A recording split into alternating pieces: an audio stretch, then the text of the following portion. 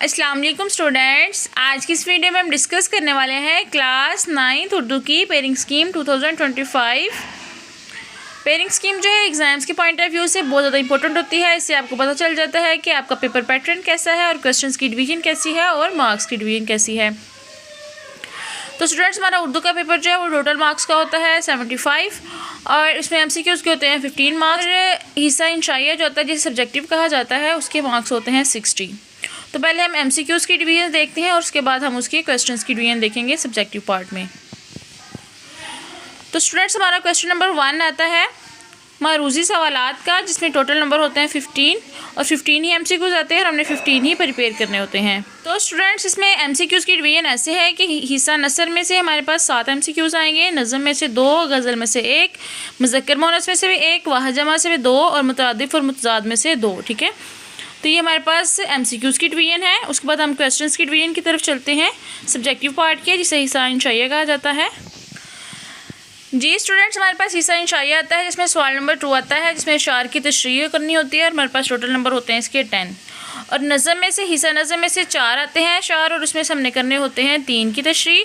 और हिस्सा गज़ल में से आते हैं 3 और उसमें हमने से करनी होती हैं 2 अशार की तशरीह। ठीक है, और हर इशार की तशरीह के 2 मार्क्स होते हैं। ठीक है, हिस्सा नज़म के 6 मार्क्स होते हैं और हिस्सा गज़ल के 4। ठीक है,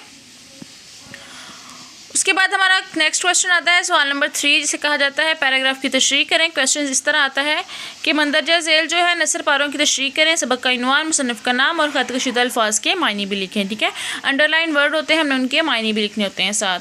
तो हिस्सा नसर के 2 पैराग्राफ आते हैं, दोनों के 5-5 मार्क्स होते हैं। जो पहला पैराग्राफ आता है वो हिस्सा नसर के निसफ़ असबाग से आता है और दूसरा जो है बकाया निसफ़ असबाग से आता है। ठीक है, और उसके बाद मुसन्नफ़ का नाम जो है और सबक का इनवान ये भी आपने अच्छी तरह याद करना होता है और इसके आधा नंबर होता है।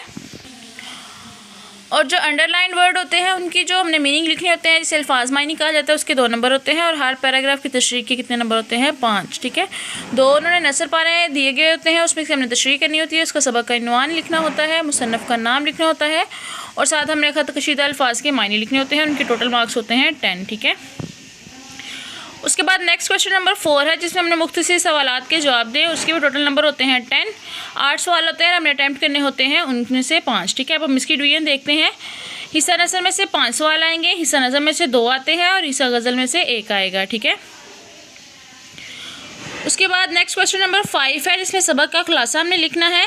इसके टोटल नंबर होते हैं 5 और उनमें से 2 खुलासे दिए गए होते हैं, दोनों में से हमने 1 अटैम्प्ट करना होता है जो आपको अच्छी तरह आता हो। और खलासों की डिवीजन इस तरह है कि पहला खलासा जो है किताब के पहले निसफ़ से आएगा और दूसरा खलासा जो है अगले निसफ़ से आएगा। ठीक है, उसके बाद नेक्स्ट क्वेश्चन नंबर 6 है, जिसमें मरकज़ी ख्याल लिखना होता है खलासा नज़म का। उसके टोटल नंबर होते हैं 5। तो नज़म का मरकज़ी ख्याल लिखें या खलासा लिखें, उसके 4 नंबर हैं और उसके बाद शायर का नाम होता है, उसके 1 नंबर आएगा। ठीक है, इसकी पेयरिंग ऐसे है।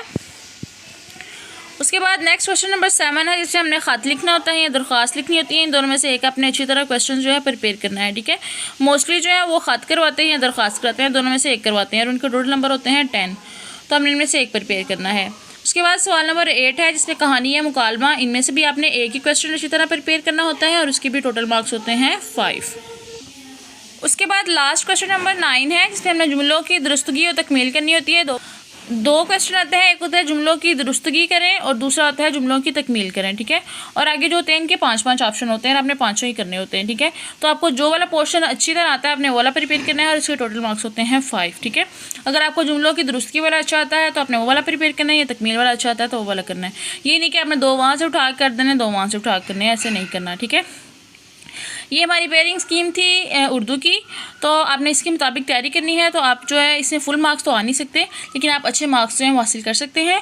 और मज़ीद इस वीडियो के लिए मेरे चैनल को लाइक, कमेंट और सब्सक्राइब करें। अल्लाह हाफिज़।